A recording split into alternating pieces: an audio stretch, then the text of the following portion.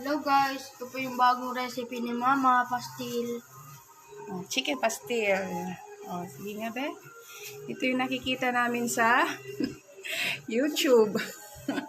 Wow, ang dami na sa'yo be. Maubos mo yan be. Maubos mo yan kasi masarap. Kain na. Pastil. Nasaan na yung ulam mo kuya? Ba't wala? Sarap ba kuya? Ito naman po yung sa akin.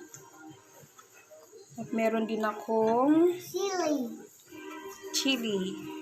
So, mas masarap to kung may sili na habang niluluto. Pero kasi, mga kids yung kasama ko sa bahay. Masarap kuya?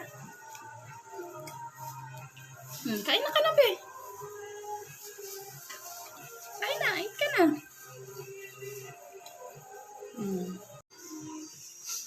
So, ito po yung pinahulaan ko sa reels ko. Binalot na pastil. Yummy, kuya. Ngayon, kasama na namin kumakain si kuya kasi walang pasok. Na, be? Yummy. Ito pa, kuya. Meron pa. Diba?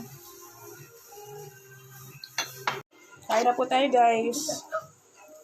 Nalagyan ko po ng chili garlic ang aking ulam para mas masarap.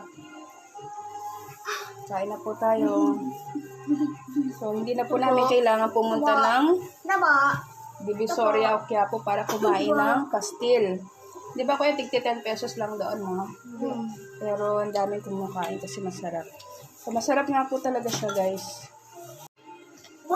So, i-try nyo na rin po mga mamis. Super dali lang po siyang lutuin. Nabe, yummy bab siya, be? Apa! Sarap. So, masarap kasi nakabalot sa nyog. Ay, nakabalot sa saging.